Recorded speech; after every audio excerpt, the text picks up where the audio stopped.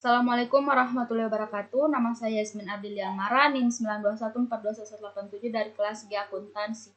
Jadi di video kali ini saya akan menampilkan contoh kasus regresi linier berganda yang ada 15 perusahaan dinotasikan sebagai perusahaan A sampai dengan perusahaan O. Kemudian untuk variabelnya ada 3, yaitu variabel dependen, yaitu output atau Y dengan satuan ton.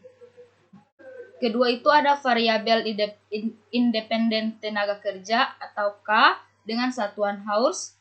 Yang ketiga variabel independen modal atau K dengan satuan machine hours. Kemudian bagaimana cara melakukan analisis registrasi linier berganda menggunakan Excel? Kita ke menu data, lalu ke analisis data, kita akan mencari regression, lalu kita tekan OK. Kemudian untuk mengisi input Y, kita ambil data output Y. Output Y, kemudian untuk input X, kita mengambil data tenaga kerja dan modal. Kita centang label dan conv.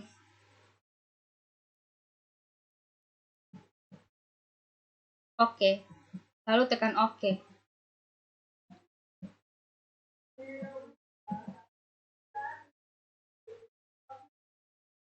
Oke, kita menginterpretasikan fokus ke yang satu itu ada signi dan magnitude, yang kedua uji F, yang ketiga uji T, dan yang keempat koefisien determinan. Yang pertama itu koefisien, kita lihat untuk variabel independen tenaga kerja dan modal atau kapital.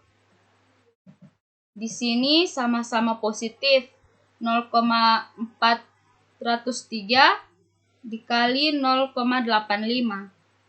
Untuk meningkatkan tenaga kerja, kita akan menyebabkan peningkatan output akan bertambah secara teori. Kalau faktor lain maka akan meningkatkan modal. Yang kedua, uji F, kita lihat dari F ini signifikannya 3,88 kali 10 pangkat min 7.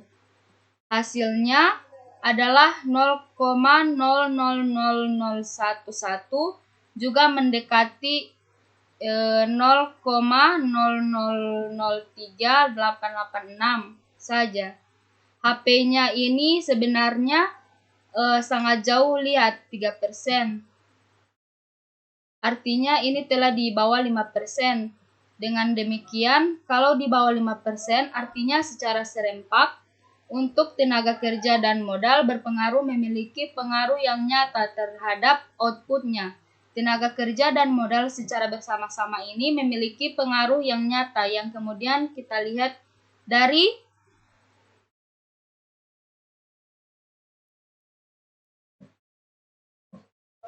yang ketiga. Yang ketiga, kemudian kita lihat uji T.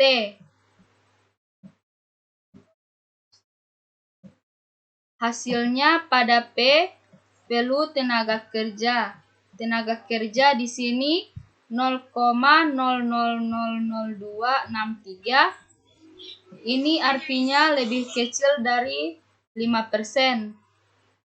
Ini artinya bahwa secara parsial tenaga kerja berpengaruh signifikan terhadap output. Kemudian yang kedua, modal atau kapasitas ini adalah 0,086. Nah, ini untuk modal ini untuk modal atau kapital ini adalah lebih besar dari 5%. Artinya dengan hipotesis yang kita sepakati bahwa ternyata kalau seperti ini hasilnya 5%. Tapi ini lebih dari 5%, terbesar dari 0,05.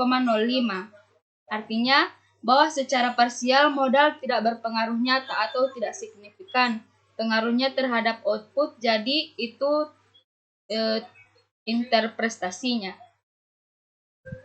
Yang keempat, dalam koefisien determinan. Jadi ini sebenarnya adalah keterkaitan dengan uji F dan signi and magnitude, karena di sini menunjukkan bahwa modelnya baik atau tidak. Jadi kita di sini R square dan ada adjust R square. Di sini kita lihat dari sumbernya atau koefisien determinannya ini telah menjadi 0,914, artinya nantinya jadi 91,45%.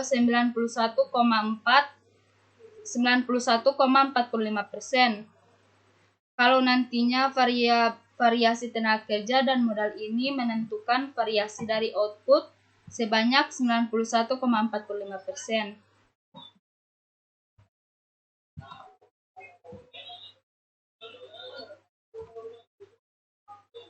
Semudahnya variasi output sebanyak 91,45% ditentukan oleh variasi dari tenaga kerja dan modal, sedangkan sisanya hanya berarti 8,5% dan 8,5% ditentukan oleh variabel lain yang tidak digunakan dalam modal. Jadi itu menunjukkan karakter R square, jadi semakin besar berarti modalnya semakin lain. Umumnya kalau untuk data-data time series TQ memiliki data-data primer atau data dari lapangan. Itu umumnya kalau 70% itu sudah bagus. Jadi begitu interpretasinya.